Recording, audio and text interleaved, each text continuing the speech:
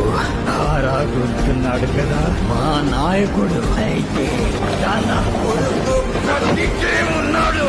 తనే తిరిగి వచ్చాడు. కాన్సార్లు అడుగు పెట్టినప్పటి నుంచి వాడు అక్కడే ఏం చేశాడో చూశారు కదా. వాడు గ్యాంగ్స్టర్ కాదు సార్, ఒక్కడే వచ్చి దూసుకెళ్ళి కొట్టినా